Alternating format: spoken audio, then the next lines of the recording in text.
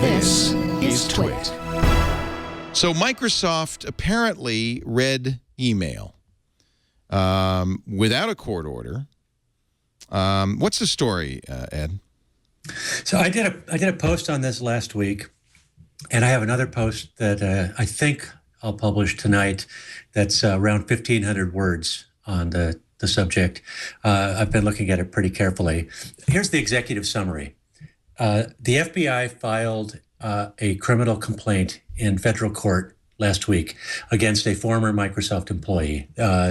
They arrested him in Seattle at roughly the same time that they filed that complaint, and he's being held right now without bail. And they charged him with leaking not just pre-release Microsoft code, but of leaking the software development kit and binary code for Microsoft's Activation Server. And that's the product that generates and validates the product keys for Windows and Office. And it is literally the linchpin of a multi-billion-dollar business. Yeah, those are the crown jewels. But the good news is he really liked Microsoft products. He really liked Microsoft products because he uploaded the files to Microsoft SkyDrive and then used Windows Live Messenger or MSN Messenger at the time and Hotmail to coordinate with a guy in France. And I do not want to call him a journalist, and I'm reluctant to even call him a blogger, although that's what he was called in the FBI complaint. A Windows enthusiast. Yeah, he was, I think in the story that I'm publishing tonight, I think I called him a software pirate with good connections, a penchant for tweaking authority, and really bad operational security skills. Uh-oh, we lost him again. We lost your audio again. Put that button that you hit. Ho, wait. Hey. Hey, did we lose yours too? No, I'm here. I'm just trying to signal to him. Hey, Ed. Hey, you. We're missing the story. Yeah. There we go. He's using Skype. That's the problem. He's also using a Microsoft product. Yeah. He used a Hotmail email address. Sorry about that. So we were talking about Kanuna, who he's like Ev Leaks. He's one of these guys who's famous for leaking code and leaking stuff like this. This is all allegedly, right? All allegedly. Yeah, although I think there's enough evidence here that you can put allegedly in quotes. Right. I mean, this is, the man gets his day. This guy Kib Kahlo gets his day in court, and he gets to put up a defense, and he is indeed innocent until proven guilty. But there's a hell of a lot of evidence against him at this point. Had he used Dropbox or Google Drive, Microsoft would have had to subpoena or get a court order to get this information. And they would have been able to get it in a heartbeat. Right. But the thing they didn't is, need to, because in their terms of services, it says they reserve the right to review content. well, it's not just the terms of service. To me, this was not, and this is the story that I'm publishing tonight. This was not a case of Microsoft trying to figure out what happened by going and reading somebody's mail. Right. The Microsoft account, there was a crime in progress. Right. And that was where it was happening. Right. Stolen code was being transferred on Microsoft's servers, the servers it owned and controlled. The vehicle that was being used to transport stolen property across state lines and international borders was Microsoft's Hotmail and Messenger services. Now, guess what? When Apple, back a couple of years ago, had some of their trade secrets taken away from them by Gizmodo, they got a court order, and the San Mateo County Sheriff's Department, knocked down a guy's door and took away Gizmodo editor. Yeah, Gizmodo editor took all his away a bunch computers. of computers. Yeah. Now, had that guy had the phone sitting in a desk at Apple's headquarters, they could have just walked in, to open his desk. And that's really the situation that we have here. There was clear, incontrovertible evidence of stolen property. They knew who the guy was, and they went in and interrupted a crime in progress.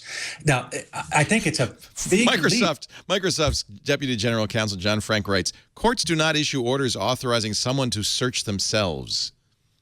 and he's absolutely right. The reason you have to go to court and get a court order is so that you can take it to Dropbox or Google or Yahoo or Apple or whoever and compel them to turn over the contents of a server that they control. And nevertheless, I understand people's kind of concern about this, as does Microsoft.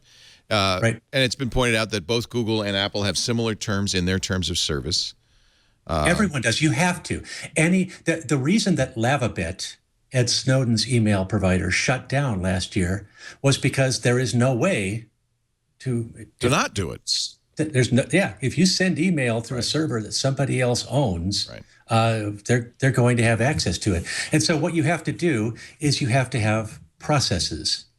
And you have to have really good processes in place. The much bigger risks for people, frankly, are not that Microsoft is going to poke through your email or that the NSA is going to. The much bigger risk is that a rogue employee is going to start going through email randomly and using it to commit identity theft or to blackmail people or whatever. So what Microsoft said, which is, and this is in your blog post, and I think it's very interesting, going forward to ensure they comply with standards applicable to obtaining a court order, they're going to actually have a judge.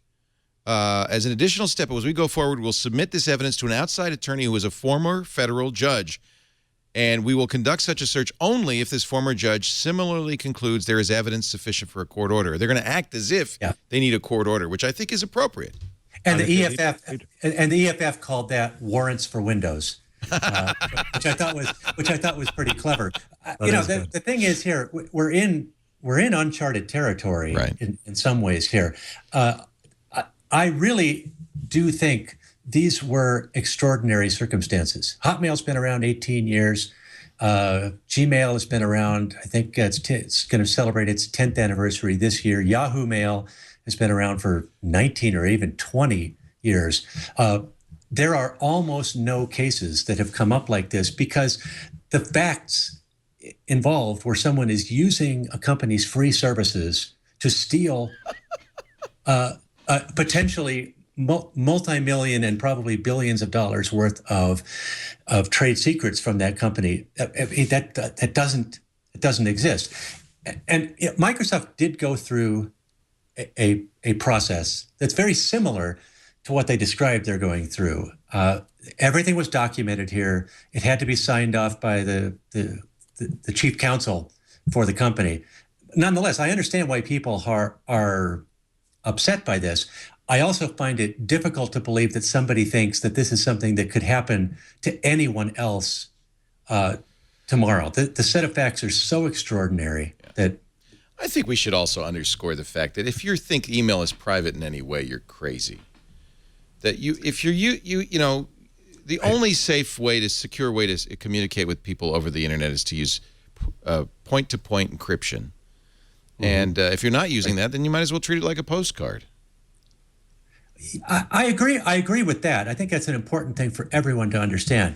But I think it's also important for people to have a reasonable expectation that people handling their email, their phone communications, their instant messaging, any kind of video chats, any of those things, they have a reasonable expectation that the company they've contracted with to do that is going to exercise more than reasonable, more than prudent care over the privacy of.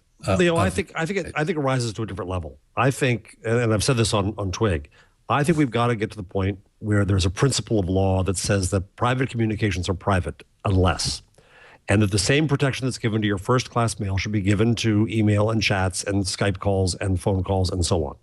And obviously, cops and spies don't like it. But with the death of the first-class letter, you have Jimmy Carter this week saying that he still uses mail because he can't trust the internet. Then there's no means of private communication that is given a legal guarantee of privacy. Had Kip Kahlo taken the printouts and put them in an envelope, and mailed it to this French blogger, it would be a federal offense to open it. You would have to get a court order. Right. Yeah, you would. You would. And I think it would have been out, and it would have been done through an agency that was outside of Microsoft's control, where they could have done that.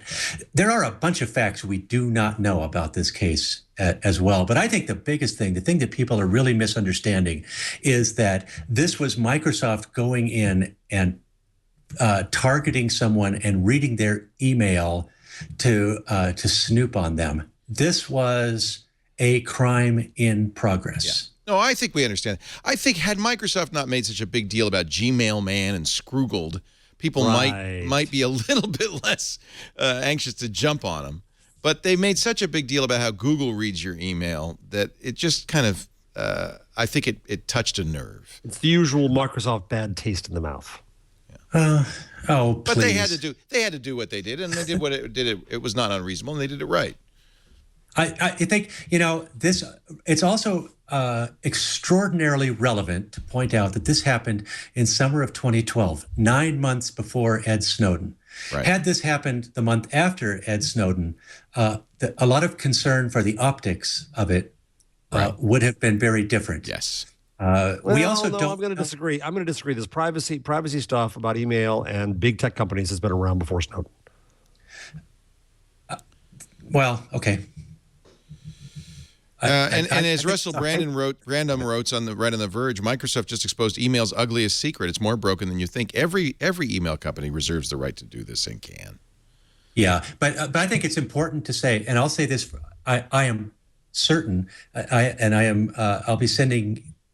If anybody in Google PR or technical operations wants to contact me, you can do that on Twitter right there. I'd like to talk to you about the processes that you have in place to protect confidentiality of your customers' information. I know the one organization where I do know how it works is Microsoft's facility for its paid customers of Office 365, Exchange Online, and Dynamics CRM. And there's only a handful of people in the organization who have access to content. Nobody else even can get to it. They're not allowed to get there. Access is restricted by biometric control, and every single access of anything that has to do with customer content is logged with the employee's name, the reason for it, and the time. Those logs are saved for a number of years, I'm not sure how many, and they're randomly audited by internal and external people at regular intervals. I bring that up for Microsoft only because it's the one that I happen to know, but I am certain that Apple and Google and Yahoo, just to name three, have equally rigorous data protection procedures in place in their data centers, because you cannot do that in the year 2014. You cannot be anything less than rigorous with that kind of protection.